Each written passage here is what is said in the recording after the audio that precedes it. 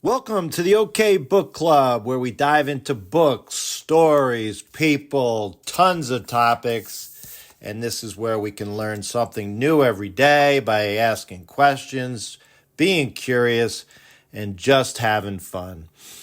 Today, friends, we're going to learn about Aesop's Fables, everything from A to Z. And we begin with, what is Aesop's Fables? These are a collection of stories that originate over 2,500 years ago from a man known as Aesop. Now, up front, what I need to tell you is that these stories, generally speaking, were not originally written down. And Aesop, as a person, is understood to have been born around the time of 600 BCE. And we know of him because original Greek classic historian Herodotus referenced him, Aristotle spoke of him, and Plutarch, another famous historian and biographer, philosopher, also mentioned him. But what's important to really know is that there is a lot of disagreements as to whether or not this was a person who actually lived. But they ascribe a lot of these famous stories to him as if he was the person that told these stories to begin with. But what's clear, we are talking about upwards of 700 or more fables, small stories that have to do with animals, talking animals that have a moral to them. But it's clear about all these stories that although these fables have his name attached to them, it's clear that many predated him through oral tradition, which means friends told through the years, through the decades, even centuries, and that many actually were told and written down well after he lived. So what am I saying here? Take everything with a grain of salt, but understand that it is legend, that he was a real person, that he did exist, but whether or not all these stories can be attributed to him, that's the big question. So who was he? He was born on this island of Samos, which, friends, is in the Aegean Sea, which is just off the coast of present-day Turkey. And what's interesting as well is that he was originally a slave, and he was freed because he was very persuasive and smart. He became friendly with kings at the time. And as the story goes, and this is attributed to a largely fictionalized version of his life called the Aesop Romance. And again, a lot of the reasons why it's questionable to whether he lived or these stories actually came from him, most of the accounts of his life came centuries later. Even the original Greek philosophers that I mentioned, Herodotus, this was 100 years after supposedly he lived. The depictions of Aesop, and let me stop here also. I'm sorry that I'm bringing this up here now so late into the episode. A lot of you have probably been saying out loud, it's not Aesop, it's Aesop. Well, even how you pronounce his name is controversial and unknown. I've always pronounced it Aesop. My father, he pronounces it Aesop. I challenge you to ask as many people as you can what their understanding of the proper pronunciation is. The predominant, after looking this up, the predominant understood pronunciation is Aesop, but I'm sorry. My whole life I've been saying Aesop, so we'll go with that. The reasons for the discrepancy, obviously, through the centuries, 2,500 years. Originally, there was a Greek pronunciation, and then with Latin, with the Romans taking over, they changed it. And of course, it's morphed into our English language today. But going back to our friend Aesop, originally a slave, and depictions of him, fair or not fair, were that he was very ugly, right? But he was smart, and he told all these amazing stories.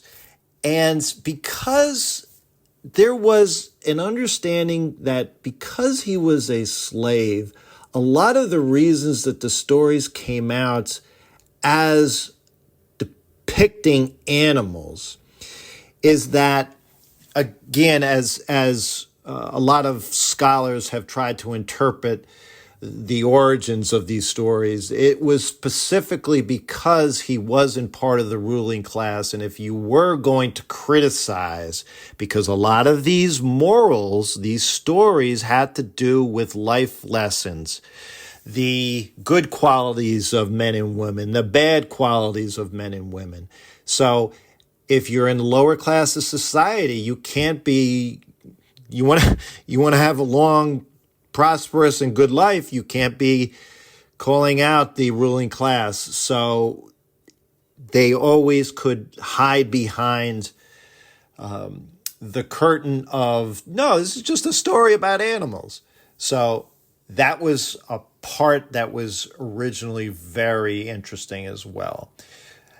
His life, it ended apparently, according to multiple stories that, again, have been determined to be fictitious. One was called the Aesop Romance. Well, he ended up traveling to this section of Greece called Delphi. And listen to this. He basically, I guess at the time, was famous and thought too much of himself, so he let his mouth run off and he criticized the people of Delphi. Because he was apparently famous at that point, the word got around, and as the story goes, he was thrown off a cliff. Or if that didn't happen, there were accounts that he was brought up on charges of theft. But this is the only known story of how his life ended. But his stories, the fables, let's get to them because our future episodes will be on multiple Aesop's fables. Probably the most famous that I think number one would be on the list if you ask any American, or for that matter, people across the world. The tortoise and the hare, the boy who cried wolf, the fox and the grapes, where you get the expression, that's just sour grapes. The lion and the mouse, the ant and the grasshopper. These are some of the most famous fables. And I will say that throughout the years, if whether you're a regular person, a politician, a celebrity, anybody that's trying to get a point across will reference these stories. Why? Because they're short, they're easy to understand, and like I said, they can be used to deliver a point that a speech is after. These are known as allegories in this context. And listen to this. Abraham Lincoln, one of the most famous Americans, he was known as a great reader growing up. He was self-taught. He had two books. It was the Bible and Aesop's Fables. And that was this case with a lot of people throughout early America. He told these stories throughout his life. He memorized them, and multiple generals, multiple people that work with him throughout the Civil War, he would just have them in sometimes the most heated and stressful situations. He would stop and he would pause and he would say out loud, that reminds me of a story. You know what? You're thinking of doing this? Let me tell you a story. So talk about something that anyone can use today. If Abraham Lincoln used Aesop's Fables, we can all use Aesop's Fables. And one more point about this, and I'll bring this home. I've used these fables to help teach critical thinking. I challenge any adults and friends, students of mine that are listening. If you want to be able to get smarter, figure out what these fables mean. They have morals, which are life lessons, but how can you apply what's happening to these animals to your life? That would be a great critical thinking exercise. In other words, not only just one message from the story, but take it from the point of view of the different animals. Like I said, most of them are two different animals. Not all the time, but if it's taken from the point of view of one particular animal, that could be a lesson, and it could be a different lesson if you look at it from the point of view of another animal. And while all printed copies of these Aesop's Fables will have one moral listed at the end, I again challenge you to come up with other morals, other life lessons that you can take from these. Yes, the tortoise and the hare. What is the moral? Slow and steady wins the race. But like I said, come up with your own messages. What does it mean to you? Because I believe, and I think most people will believe, that if you ascribe a certain message to any story, to any Aesop's fable, as long as you can back it up with your reasoning and why you have come to that understanding from using evidence from the text, you know what? Your answer's right. Every answer, I've always said this, every answer to any open-ended question where you have to explain why, that will always be correct as long as you can back it up. And in this case, you've got evidence from the story.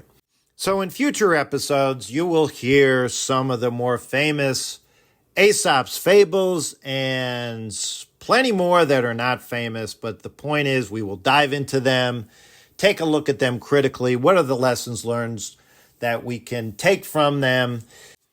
Thanks for taking this journey with me to learn more about Aesop's Fables. This has been the OK Book Club. Keep asking questions. Stay curious. Let's continue having fun. And let's keep learning.